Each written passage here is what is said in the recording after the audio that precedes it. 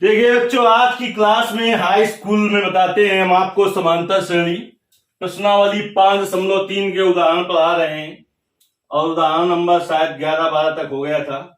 13वें number से उदाहरण शुरू करते हैं। कक्षा 10 प्रश्नावली 5.3।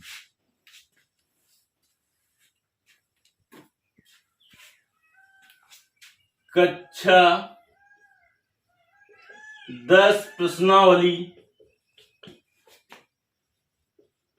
5.3 और उदाहरण नंबर देख लेते हैं, फिर बताते हैं क्लियर कौन सा उदाहरण बताना है आपको। देखिए उदाहरण नंबर आपका पिछली क्लास में उदाहरण नंबर 12 तक हो गया था। उदाहरण नंबर 13 से बताएंगे इसमें। देखिए उदाहरण नंबर 13 क्या है।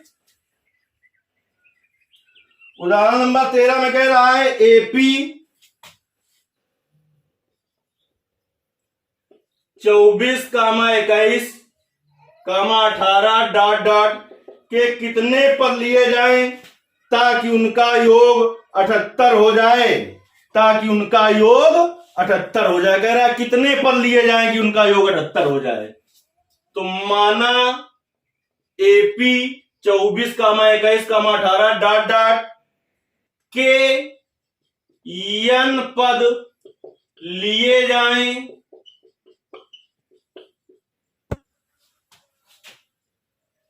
तो योग 78 हो जाए। 78 हो जाए। चलिए, जब n पद लिए जाएं तो इसका मतलब n पदों का योग हमने मान लिया है 78 हो जाए, तो इसका मतलब SN बराबर 78 हो गया। प्रथम पद a बराबर कितना है? 24 है। सर्वांतर ये है, देखिए प्रथम पद वो है पदों का योग, और सर्वांतर d बराबर क्या होगा? T2 minus T1। देखिए T2 का मान 21 माइनस T1 का मान 24, तो -3 आ गया। हमने मान लिया कि n पदों का योग 78 हो जाए, तो SN बराबर हो गया 78। SN बराबर होता क्या है? n/2 2a plus n-1 into d बराबर हो गया 78 बेटा। देखिए n का मान नहीं पता है, n/2 2a का मान पता है 24 है, प्लस n-1 इंटू d का मान भी पता है कि -3 है, बराबर 78। देखिए n और ये है, इधर भाग में उधर गुणा में चला जाएगा। 24 गुना 48 होता है, -3 का गुणा कराएंगे तो -3n, और माइनस का गुणा प्लस हो जाएगा +3, और 78 गुणते 2 हो जाएगा। इधर देखिए n और 48 और 3 51 हो गया, -3n बराबर 8 दूनी 16, 7 दूनी 14, 15 हो गया। अब देखिए n का अंदर गुणा कर दें, n का अंदर कर दें गुणा। जब n का अंदर गुणा कर देंगे तो देखिए कितना हो जाएगा? 51n माइनस का 3n स्क्वायर बराबर 156। चाहे तो माइनस कॉमन लेके माइनस उधर पहुंचा दे, नहीं तो सब पद इधर ले आओ, तो क्या हो जाएगा? 3n स्क्वायर, देखिए इधर माइनस में उधर ले जाएंगे प्लस में हो जाएगा माइनस का 51n, और ये अपनी ही तरफ रहेगा तो प्लस का 156 बराबर 0। देखिए 3 का भाग सब में चला जाएगा क्या? देख लेते हैं, चला जाएगा। 3 कॉमन ले लें तो क्या आ जाएगा? n स्क्वायर प्लस 17 तिरका 51, और प्लस का 5 3 15 और 3 दूनी 6 बराबर 0। इसको इधर से इधर ले जाए तो n स्क्वायर माइनस का 17n प्लस 52 बराबर हो जाएगा 0/3। 0 में चाहे जिस संख्या का भाग दें आप, 0 ही आता है। ये हम आपको बहुत अच्छी तरह से बता चुके हैं। अब -17n के पदों में द्विघात समीकरण है, इसका फैक्टर करना है, यानी -17n को ऐसा तोड़ना है कि जोड़ने घटाने पर -17n आए, लेकिन गुणा करने पर 52n स्क्वायर आए। देखिए कितने में टूटेगा? 13 चौको 52 होता है, और 13 और 4 17 भी होता है। तो देखिए n स्क्वायर और माइनस का 4n और माइनस का 13n प्लस 52 बराबर 0। n कॉमन ले लें इसमें तो n-4 आ जाएगा, और माइनस इतना कॉमन लेंगे दूसरे क्वेश्चन में फिर आ जाए तो -13, तो n-4 बराबर 0। अब देखिए बेटा क्या कॉमन हो जाएगा? n-4 कॉमन हो जाएगा। n-4 बाहर कर ले, दूसरे क्वेश्चन में क्या आ जाएगा, n-13 बराबर 0। तो जब n-4 बराबर 0 तो n बराबर 4 लिख दें। जब n-4 बराबर 0 तब n बराबर 4, और जब n-13 बराबर 0 तो n बराबर 13। उत्तर आ गया 4 या 13 आ गया उत्तर, और आप इससे संतुष्ट भी हैं। लेकिन क्या ऐसा संभव है कि 4 पदों का योग 78 हो तो 13 पदों का योग भी 78 हो जाए? क्या ऐसा संभव है? संभव है। और कब संभव है हम बता रहे हैं आपको कि कब संभव है। देखिए इसी सवाल में, प्रश्न में और सवाल कह सकता था कि दोहरे उत्तर की पुष्टि कीजिए, 2 उत्तर आए, दोहरे उत्तर की पुष्टि कीजिए। तो ये दोनों ही मान संभव है। 4 पदों का योग 78 है तो 13 पदों का योग भी 78 हो सकता है। कब? जब 4 के बाद आगे आने वाले 9 पदों का योगफल 0 हो जाए तो 13 पदों का योग भी, जैसे कि 4 पदों का योग 78 हो गया है तो 13 पदों का योग भी 78 कैसे हो सकता है? तो 4 के बाद कितने पद और आए कि 13 हो जाए? 9 पद और आए। तो 4 के बाद यदि आगे आने वाले 9 पदों का योगफल 0 हो जाए तो n का मान 13 भी हो सकता है, यानी 13 पदों का योग भी 78 हो सकता है। एक एक चीज आपको हम क्लियर बताते हैं, फिर भी यदि समझ में नहीं आता है तो आप जरूर YouTube में कमेंट करिए। आप ये समझिए कि आपको लगभग ऑनलाइन के इशारे रहना है। विद्यालय फिलहाल खुल रहे हैं, फिर देखिए फिलहाल कितने दिनों तक खुले रहते हैं, आगे क्या होता है, हो सकता है खुले ही रहे।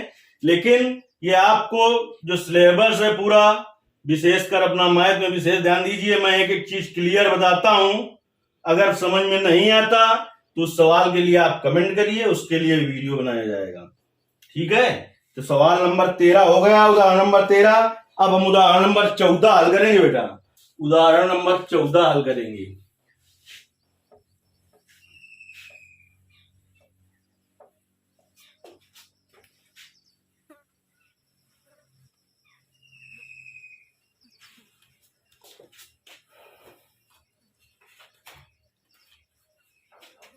उदाहरण नंबर 14 में कह रहा है निम्नलिखित का योग ज्ञात कीजिए।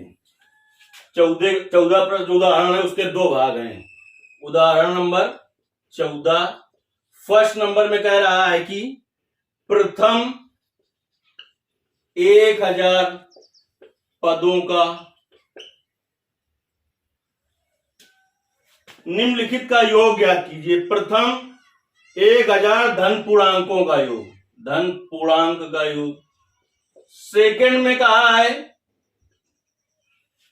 प्रथम n पूर्णांकों का योग, प्रथम n पूर्णांकों का योग।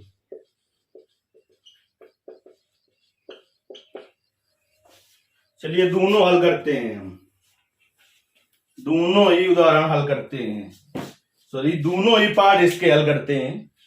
देखिए सवाल चाहे एक हो लेकिन आपको बहुत अच्छी तरीके से आना चाहिए। चाहे तो हम इतनी ही देर में, इसी टाइम में हम पूरा उदाहरण आपको बता सकते हैं, या तो हम ना भी उदाहरण बताएं तो आपसे कह सकते हैं जैसा हमने प्रश्नावली में पढ़ाया उसी तरह से आप लगाइए, और आप लगा भी लेंगे, आपको आए या ना आए। वैसे हम पढ़ा चुके हैं पूरा, जो भी आप पढ़ रहे हैं। तो हल करते हैं बेटा।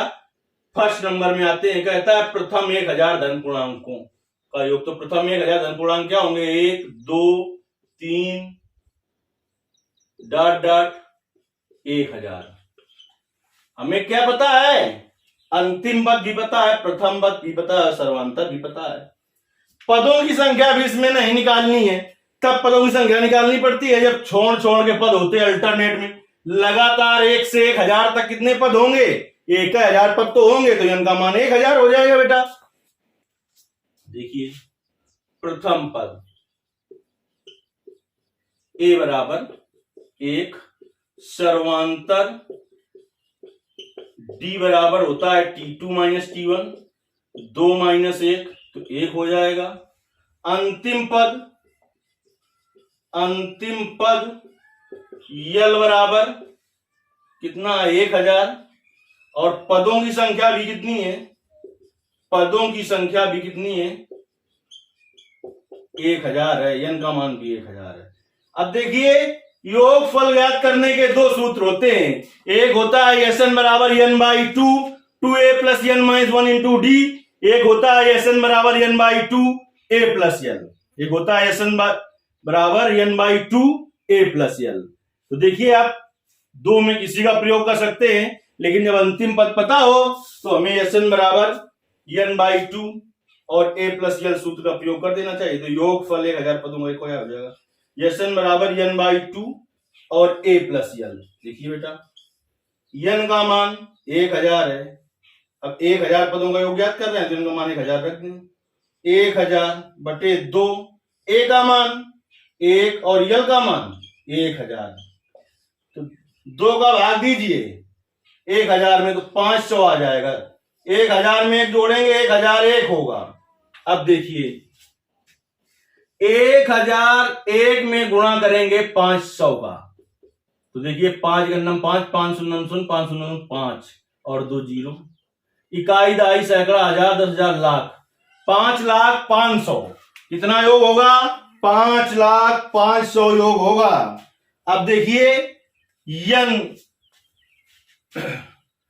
प्रथम यन पूर्णांकों का योग, देखिए प्रथम यन पूर्णांक, यन पूर्णांक क्या होंगे प्रथम यन पूर्णांक, तो 1, 2, 3 डॉट डॉट यन पदों तक, तो यहां पर अंतिम पद भी यन होगा और क्या होगा पदों की संख्या भी यन होगी।